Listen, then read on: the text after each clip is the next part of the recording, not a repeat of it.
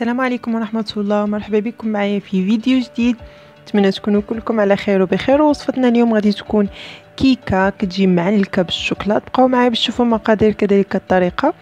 هنا بالنسبه للمقادير عندي 2 ديال الكيسان ديال الدقيق، كاس ديال الحليب، نص كاس ديال الزيت، وكاس ديال السكر، وكاس ديال الماء مغلي، يعني ماء مغلي مزيان، ومعلقه صغيره ديال الملحه، 2 خمارات ديال الحلوى وفانيا، 3 معالق ونص ديال الكاكاو المر، و3 البيضات. هنا غادي نضيف المواد الجافه اللي هي الدقيق والسكر والكاكاو، معلقه ديال الملحه. هنا درت معلقه صغيره ديال الملحه حيت كتجي مع الكاكاو المر كيعطي واحد المذاق زوين ولذيذ. من بعد غادي نضيف 2 خمارات ديال الحلوى وفانيا. كنخلط هذوك العناصر مزيان حتى كيتجانسوا. من بعد غادي نضيف السوائل اللي هي نص كاس ديال الزيت، كاس ديال الحليب، و3 البيضات. هنا انا استعملت 3 البيضات، ولكن الا كان عندكم البيض كبير ديروا غير 2. انا هنا عندي البيض صغير استعملت 3.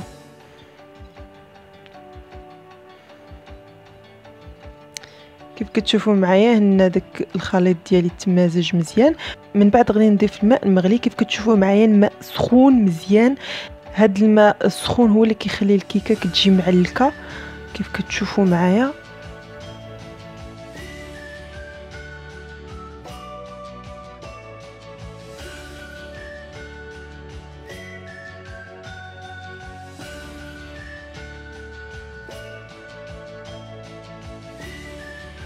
كيف كتشوفوا معايا القوام ديال الكيكه غادي نصبها في القالب مدهون بالزيت والدقيق. ضروري القالب ديالكم يكون مدهون حيت هاد الكيكه كتجي معلكه وكتلصق.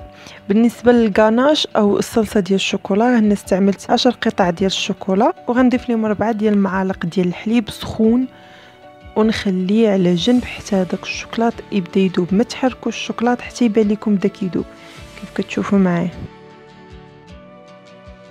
غادي نضيف ليه هنا معلقه ديال العسل باش يعطيني هذيك اللمعه. شوفوا معايا هذا هو القوام ديال الغاناش. هنا من بعد ما الكيكه طابت وهي باقا سخونه غادي نقلبها على الوجه الاخر. كيف كتشوفوا معايا من بعد ما قلبتها عطاني السطح ديال الكيكه مقاد والشكل ديالو متساوي. سقيتها بكاس ديال الحليب مذوبه فيه قطعه واحده ديال الشوكولات. من بعد ما سقيتها غادي نزينها بالغاناش اللي حضرت. الغاناش ملي تصوبوا دخلوا الثلاجه باش يجيكم معقد شويه. كيف كتشوفوا معايا كنزينها بهذه الطريقه، وفي الاخير كنزينها بشويه ديال الكاوكاو مهروش، او يمكن لكم تعوضوه بلوز ايفيلي، يعني التزيين كيبقى اختياري. وهكذا كنكونوا حضرنا الوصفه ديالنا اللي هي كيكه معلكه بالشوكولات.